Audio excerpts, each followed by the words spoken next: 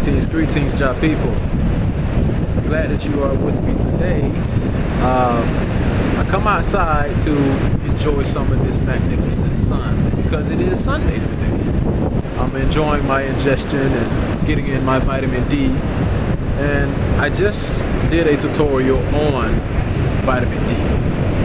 But I left out some esoteric information to my students because I needed the whole public to know what's really going on with the sun. I didn't talk about a lot of it in there, but if you're interested, go sign up for the tutorials at shalominstitute.com.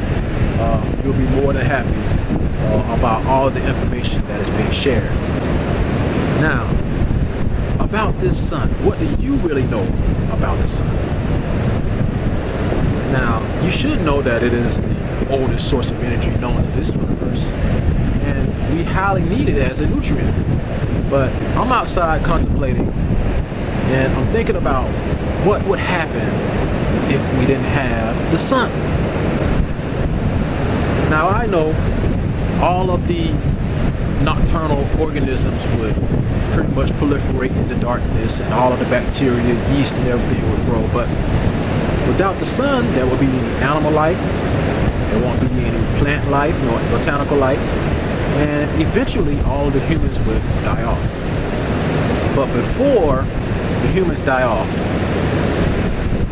we're going to go through an evolutionary process. You know, some of them are going to be a little cannibalistic and eating bacteria and things like that. But eventually, because there's no sun, we would end up dying off. Now, we need to know that the sun is what creates the evolution. The sun is what creates the evolution. Yes, let me explain. Evolution is Earth's nutrient to life, and the sun has everything to do with it, you understand? Every living organism, whether it's a one-cell organism, whether it's a multi-cell organism like ourselves, we must have some type of biophoton emission. And that biophoton emission, it carries a wave pattern. It carries a force that allows us to do the things that we do.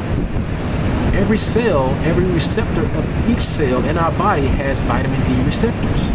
So therefore, we are in assimilation. We are in resonance with the sun. We carry electromagnetic field, a wave pattern from the sun. And everything that is influenced by the constant creation, by matter, everything that's in our atmosphere is creating the evolution. So therefore, the sun is very, very important. Since we know that the sun is a part of evolution, that lets us also know that the foods that we are eating, the healthiest people out there have to have the highest amount of biophoton emission.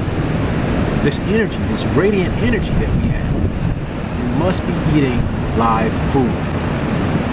I want to say sorry. I apologize for those who are eating meat because you don't have any biophoton energy. You don't have radiant energy because it doesn't come with dead foods. This is what's expressing and replenishing our genes, our DNA. You understand? So we need the sun. And there's a big conspiracy about what you can take for vitamin D supplements and all those different things, but the sun is all you need. It's the number one source. Almost everyone out here in the 21st century, this modern day society of technology, we are inside, indoors, dealing with computers and all type of things. We're not outside like we used to be. We are even wearing sunglasses, putting on sunscreen. All of that stuff is taking away from our absorption of the sunlight. And I also have to let everyone know that if you think that you only absorb sunlight through your skin, then you've been lied to. A lot of you guys don't know this, but the major points of entry within our system for sunlight absorption is through our eyes. How can I really just put this? I gotta put this in a way that everyone can understand. This radiant energy that we absorb through our optic nerve. It converts into vibrational energy. Let me explain. The sunlight, it transmits through our optic nerves, okay, and it goes to the vision centers of our cortex, and then it travels through the hypothalamus. The hypothalamus produces a hormone called melatonin, and then that melatonin is where this internal clock is actually being resonated with. Therefore, our circadian rhythm.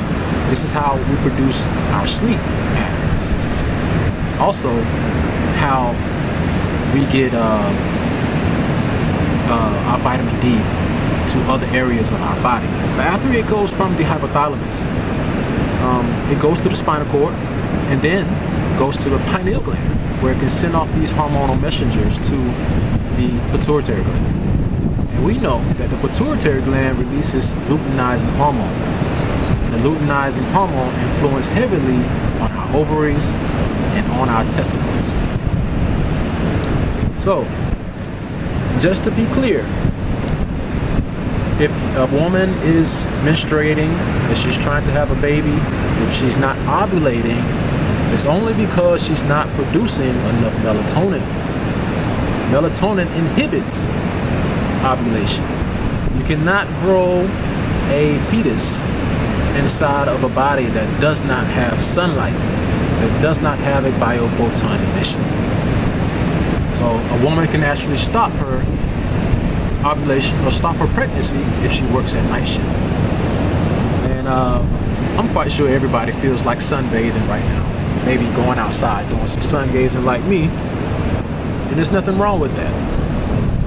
But this is one of the most ancient practices, one of the sunlight therapies that the ancient Egyptians used to use, the ancient Greeks used to use, even the Vedic tribes in India. They all use sunlight as a healer, you know? Yes, they knew that it cures skin diseases. They knew that it prevents diseases. So don't let nobody else go out there and tell you that you're not supposed to sun gaze or sunbathe. Get out there in the sun, enjoy it, and live your life, you know? This is part of evolution. I want to thank you guys for listening. Until next time, God bless you.